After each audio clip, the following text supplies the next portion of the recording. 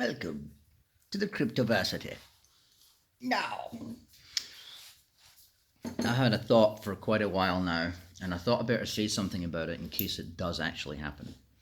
So, we've seen a lot of. I've done a couple of videos lately on KuCoin Exchange. I've mentioned many times in the past about govts, the hack that happened there back in 2013.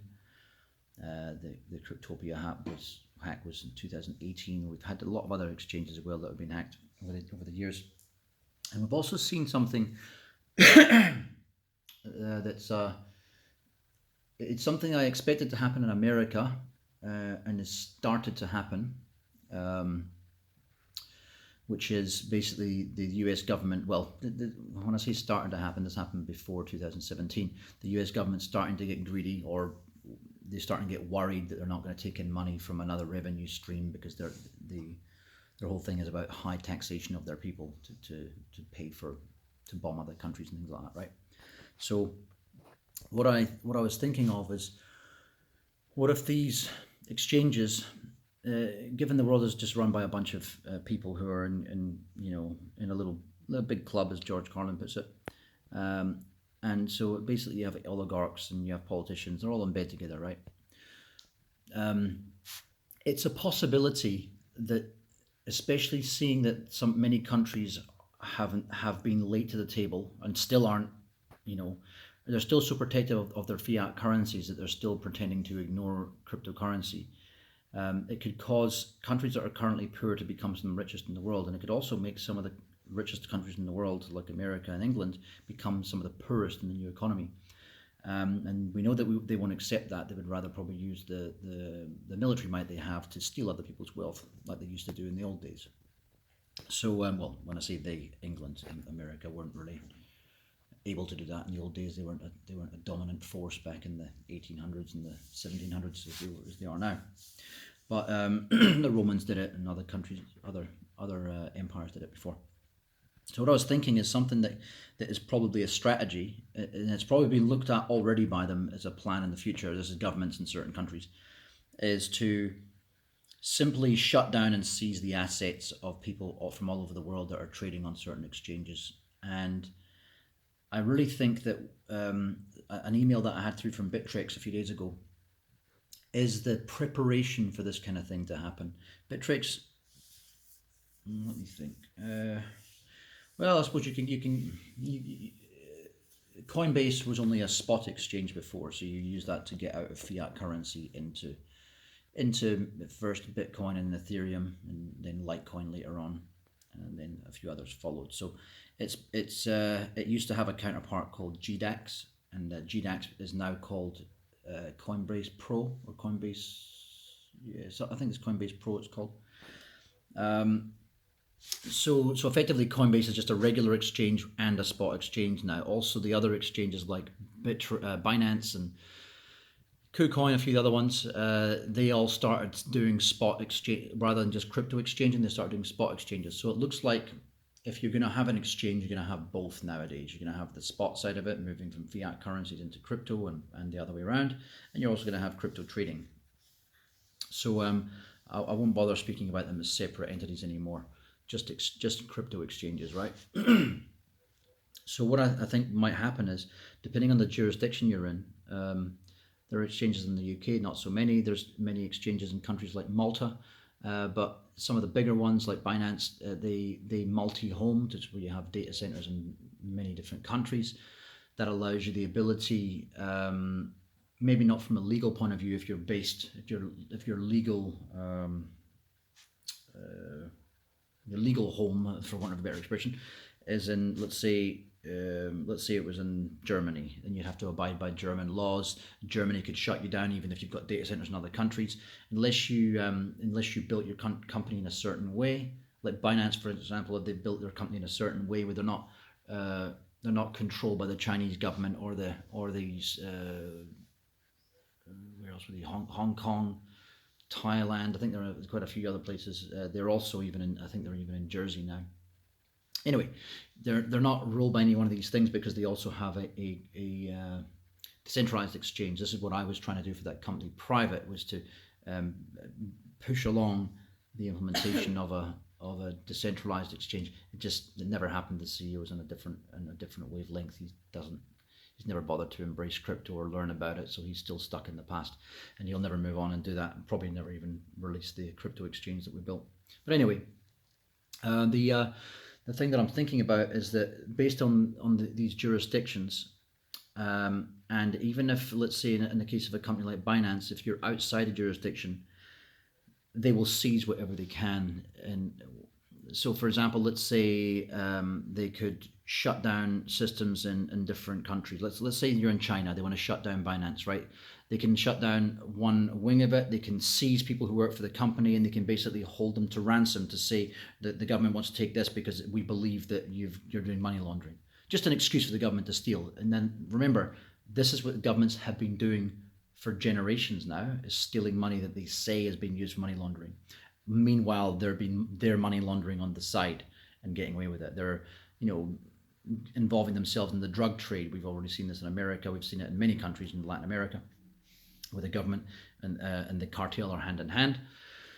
So it would make perfect sense that the kind of mafia-style governments we have around the world that are increasingly totalitarian and fascist, that they would actually dip into the banks, the modern banks, and the modern banks are exchanges. So just another heads up again to, especially if you haven't got much crypto, to split it between different exchanges if you have to be trading, but preferably just keep it, buy yourself a ledger or a Trezor, some other hardware device, and keep your crypto on there. I have learned that even the money I made in crypto, sometimes I haven't taken profit and to my own detriment. That's the biggest issue in crypto, is when the prices go up, don't get too greedy, take your profit, convert it back into Bitcoin again.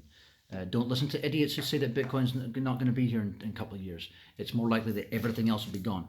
To people that say that Bitcoin BSV and Bitcoin ABC is going to sometime take over, it would have happened now if it was going to happen. None of these Bitcoin clones are as good as, because if you're looking at just fundamentals on what's fast, what's good, what's got a fast transaction rate, then none of these things stand up to projects like Digibyte and Cardano and Zilliqa and Tomo Chain and many, many others. So there's no point. These are dead. Even Litecoin is dead, right? It's been around for a long time. It's got a lot of payment mechanisms set up. I own it, and I've owned it for years. And I probably should have sold it at $300 last time it went up. Next time Litecoin takes a significant surge up, I will be selling all of it. Just end of story.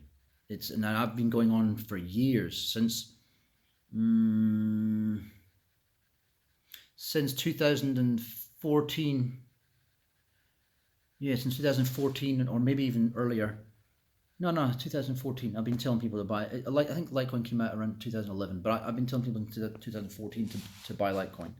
I haven't been saying that for the past few months, all of this year actually. I have at some stages said maybe Dash and Monero, but now I would say even on the privacy coins, just Monero. And even that might not make it. But I would say that privacy coin only needs Monero. Altcoins, there's no point looking at the traditional altcoins anymore, like Vertcoin and all these other Feathercoin, all these other ones. That's probably dead now. But I think you get my point. The only altcoins to be looking at are those with a real chance for success in a niche, and that's why I mentioned those platform coins: Digibyte, Cardano, and Tomo Chain, and what else? Zilliqa. There's more, but VeChain for supply chain management. If they cover a niche and they're likely to be top of that niche, AGI or Fetch AI, one of those two. If it's advertising coin, something like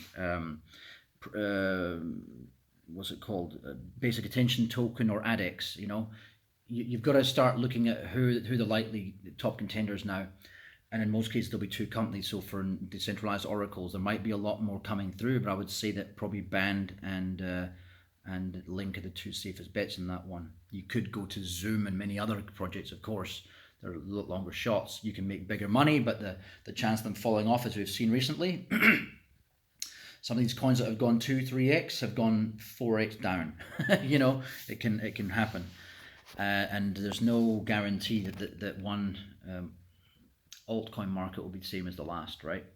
So yeah, besides the exchange sort of things, try spread things pretty well. I think we're gonna take another hit close to Christmas time. We could have a wee resurgence right now, the October-November range, but I think that regardless of what happens, Christmas time will be down just because of the natural law of money, which is that people won't have any of it around Christmas time, especially with all the extra lockdowns and the pandemic that's happened throughout the world to effectively single out or isolate anyone who's not a billionaire and ensure that they all lose. And we're seeing around the world that even millionaires are suffering right now, and this is all by design. Right, that's about it really. But yeah, that is something. Tell me what you think about it. It's if you think about it, if a country has left it to the last minute, they've done no preparation. Governments have spent time trying to hack Bitcoin, and they, instead of mining it, and they could have had massive reserves right now, and they haven't got anything except for what they've stolen from their mafias, like in the case of Bulgaria, stealing 1.5 billion euros worth of Bitcoin off the mafia, and it's probably gone to the pockets of the mafia again, given the fact the government's so corrupt. The same as everywhere. I mean, I don't think any country is any less corrupt or more corrupt than Bulgaria. They're all equally corrupt all around the world. So I think it would make sense that they will start stealing from the exchanges, and it might actually be a reason why they're dragging their feet so much when it comes to regulation. It'd be easier for them to basically just strong arm, mafia technique, strong arm the exchanges and just steal the money, come up with an excuse, align it to current laws of anti-money laundering, without other regulations there to legitimize it. It gives them a perfect excuse to basically rob the exchanges of each country. So this is why decentralized exchanges will be better in some ways, and also they're horrible to use. Uniswap is shit to use. I can't stand using it. Waiting for ages for each trade to go through, and the price is changing, and you go back and it fails, and you go back again and again. I can't be sitting there all day. There is something called UniLayer. Check that out if you're into decentralized exchanges. It basically gives a front end interface, because things like Uniswap, they look like well, I suppose you could call what are they called, atomic swap sites. You could call them the same thing, a decentralized exchange, because Shapeshift and Changelly, that have been around for years, they always allowed you to put in an address. You send to the address they have on there, and it sends to you automatically. It's I understand that they're a centralized exchange doing a decentralized function, but for all intents and purposes,